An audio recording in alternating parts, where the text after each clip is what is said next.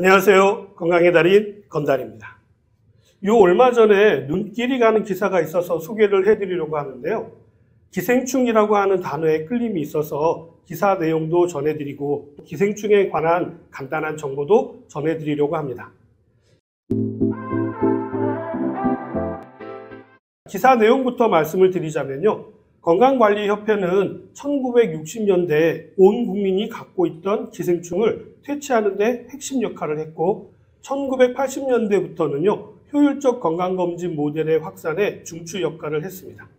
환갑을 맞은 올해부터는요. 빅테크를 활용해서 맞춤형 건강관리의 모델을 구축하고 국민 건강을 지키는 것은 물론이고 세계의 건강관리 모델을 선보이겠다라는 포부를 발표했습니다. 이 기사에서 저의 눈길을 끈 것은 바로 기생충이라고 하는 단어였습니다. 저 어릴 적만 해도요, 기생충에 대한 문제가 심각했었죠. 그래서 주기적으로 체변 봉투를 나누어 주어서 변을 받아서 검사를 받았고요. 그리고 공개적으로 학교에서 기생충이 발견된 학생은 모두가 보는 앞에서 구충제를 먹어야 하는 일도 있었죠. 그때는 그런 것이 좀 창피스럽긴 했지만 크게 문제되지는 않았습니다만 요즘 같으면 난리가 났겠죠. 그때는요, 본인 변이 아닌 대표로 누군가의 변을 모두가 나누어서 제출하는 일도 있어서 본의 아니게 구충제를 억지로 먹어야 하는 웃지 못한 일도 있었죠. 기사 내용을 좀 더 전해드리자면요. 건엽의 씨앗은 국민의 건강을 위해서 부와 명예를 포기한 의료인이 있었고 망우를 터뜨리게 한 것은 한 소녀의 안타까운 죽음으로부터 시작됐습니다. 1963년 10월 24일 전주 예수병원 앞에서 9살의 소녀가 배를 부여잡고 대굴대굴 굴르고 있었고요. 이 병원에 폴 그레인 박사가 개복 수술을 했더니 그 배에서 무려 1063마리의 회충이 꿈틀대고 있었다고 합니다. 소녀의 몸무게가 약 20kg이었는데요. 그 중에 회충의 무게가 5kg이었습니다. 결국 이 소녀는요, 회복되지 못하고 숨을 거뒀다고 합니다. 이 사례는요, 해외 외과 학술지에 게재되었고 국내의 언론에도 소개가 되었는데요. 정부도 기생충 대책을 더 이상 미룰 수가 없어서 보건의료인들의 건의를 받아들여서 1964년 사단법인 한국기생충박멸협회가 출범하게 되었다고 합니다. 예방의학은 부자가 되기는 어려워도 많은 사람을 이롭게 할 것이다. 모두 자기 이익을 중요하게 여기는 시대에 공중보건을 통해 아픈 사람을 고치는 진짜 의사가 되라는 올리버 에비슨 세브란스 의전 교장의 졸업식 훈화를 가슴에 새긴 한국의 슈바이처로 불렸던 쌍천 이영춘 박사님께서요. 농촌에서 의술을 펼치면서 기생충 퇴치가 국민 건강의 최대 과제임을 표명하셨다고 합니다. 이러한 많은 분들의 수고와 헌신으로요. 협회는 기생충 질환 예방법의 국회 통과를 이끌어내게 되었고 학교에서 연 2회 이상 학생의 기생충 감염 여부를 검사하고 치료해야 할 의무를 부과하게 되었던 것이죠. 1971년부터 5년마다 전국적으로 장내 기생충 감염 실태를 조사하고요. 적극적으로 관리를 한 결과 기생충 감염률이 1971년에는요 84.3%에서 1997년에는 2.4%로 낮추는 일이 일어나게 되었죠. 그런데 이렇게 큰 기여를 했음에도 불구하고요 반전의 일이 진행되게 되었는데요. 80년대에 접어들면서 다른 원인으로 인한 질환들이 확산되면서 기생충 박멸에 관한 관심은 상대적으로 떨어지게 되었죠. 그래서 예산이 삭감되면서 1982년 사단법인 한국건강관리협회가 공식 출범하게 되었고요. 4년 뒤에 기생충 박멸협회와 합쳐지게 되었던 것입니다. 기생충에 관한 이야기를 좀 더 해보도록 할까요? 요즘 쌈 채소를 즐겨서 먹고 있는데요. 채소를 많이 먹으면 농약도 문제이지만요. 기생충에 감염될 우려가 있다라고 많이들 걱정하시는 분들이 계시는데요. 결론부터 말씀을 드리자면요. 잘 씻어서 드시면 안심하고 드셔도 됩니다. 채소의 기생충 문제에 대한 이야기들은요. 예전 자료나 옛날 이야기를 하시는 분들이 많으신데요. 요즘은 퇴비를 사용하지 않기 때문에 기생충 걱정은 크게 하지 않으셔도 됩니다. 우리나라의 경우에는요. 2009년도에 세계보건기구인 WHO로부터 토양매개 기생충 퇴치 인증을 받은 나라입니다.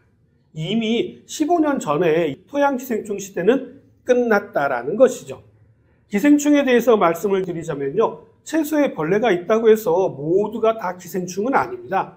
일반적인 벌레의 경우에는요, 대부분의 우리의 소화액을 통해서 모두 소화가 됩니다. 쉽게 말씀드리자면 우리가 지렁이를 먹는다고 해서 지렁이가 우리 장 속에서 산다고 하는 것이 아니라는 것이죠. 지렁이는요, 소화 과정을 통해서 모두가 소화가 되어서요, 아미노산으로 분해가 되었겠죠. 그러나 일부 생명체는요, 소화되지 않고 우리 장 속에 기생하게 되는데요, 이러한 벌레를 기생충이라고 하는 것입니다. 옛날에는 인분으로 거름을 주었기 때문에 이러한 기생충 알이 채소를 통해서 우리 몸에 들어오는 경우가 많았지만요, 지금은 인분을 거름으로 사용하지 않기 때문에요, 채소를 통해 기생충이 들어오는 경우는 거의 없다고 보시면 됩니다. 지금은요, 개인 위생이 그때와는 다르게 좋아졌고요, 인분을 사용한 퇴비를 사용하지도 않기 때문인데다가 지금은 구충제가 너무나도 좋아져서요, 한 알로 여러 가지 기생충은 물론이고요, 알까지 다 처리해 주기 때문에 혹시라도 기생충이 걱정되신다고 한다면요, 구충제 한 번만 드시면 모든 것이 해결이 됩니다. 일부 자료에서 여러 가지 세균을 현미경으로 보여주면서요, 다양한 이야기를 하시는 분들이 계시는데요, 세균이 모두 기생충은 아니고요, 이러한 세균은 우리 몸속에, 우리의 장 속에도 더 많이 살고 있기 때문에 크게 걱정하지 않으셔도 됩니다. 균이 모두 다 나쁠 것이라고 생각하는 사실 자체가 잘못된 생각인 것이죠. 그렇다면 우리 몸속에 사는 기생충은 어떤 것들이 있을까요? 우리 몸속 기생충의 종류를 좀 살펴보면요, 가장 대표적인 것이 바로 회충입니다.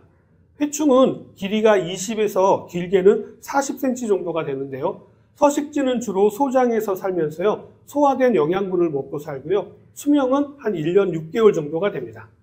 문제는요, 장 속에서 알을 까기 때문에 계속해서 장 속에 살게 된다는 것이죠. 우리 몸의 위는 물론이고요, 식도까지 올라오는 경우도 있고요, 주로 날것의 채소나 물에 의해서 감염이 됩니다. 회충 한 마리가요, 하루에 약 20만 개의 알을 낳기 때문에 주변에 아주 쉽게 전파가 되는 대표적인 기생충입니다. 다음은 십이지장충입니다.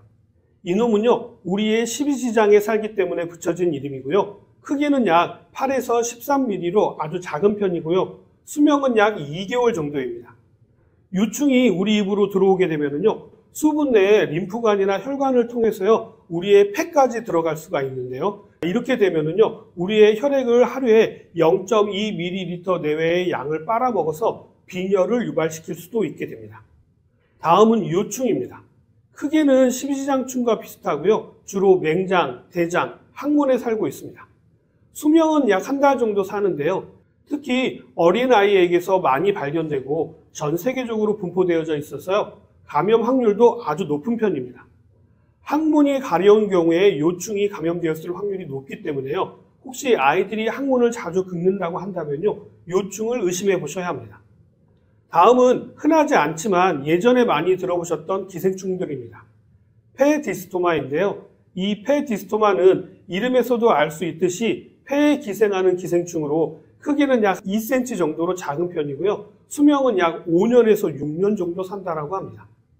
폐흡충이라고도 불리는데요, 페디스토마는 우리가 즐겨 먹는 민물 게장이라든지 가재, 다슬기를 통해서 기생충의 유충이 우리 몸 안에 들어와서 주로 감염이 되는데요, 이 페디스토마의 경우에는 폐만이 아니라 일부 뇌 같은 다른 기관에도 가서 서식하게 되는데요, 뇌로 가게 되면 뇌출혈도 발생될 수가 있기 때문에 위험할 수 있습니다. 그렇기 때문에 가급적이면 민물가재나 게 같은 갑각류를 생으로 드시는 것은 피하시는 것이 좋고요, 빨리 발견하셔서 치료하시면 쉽게 치료는 가능합니다. 간디스토마도 있는데요, 크기는 약 2cm 정도이고요, 수명은 약 1년 6개월 정도라고 합니다. 민물고기를 날로 먹거나 제대로 익혀 먹지 않았을 경우에 감염이 되는데요, 회충, 요충 등의 길쭉한 기생충 모양이 아니라 이파리 모양을 띠는 것이 특징입니다. 초기에는 증상이 없지만요, 담즙 분비가 원활하지 않아서 황달이라든지 배에 복수가 차거나 야맹증이 갑자기 생기게 되면요, 빠르게 치료를 받으셔야 합니다. 간디스토마의 경우도 빠르게만 치료하시면요, 요즘은 쉽게 치료가 가능합니다. 이제는 기생충의 문제는 생각보다 심각하지 않습니다. 물론 경우에 따라서 심각해지는 경우도 있지만 대부분은 그렇지 않다라는 것이죠. 깨끗하게 씻어서 드시고요, 찝찝하다라고 생각되어지신다면 환절기 때 구충제 한 알만 드시면요, 안심하고 채소를 드실 수 있게 됩니다. 자, 오늘 내용은 여기까지고요. 저는 다음 시간에 다시 찾아뵙도록 하겠습니다. 감사합니다.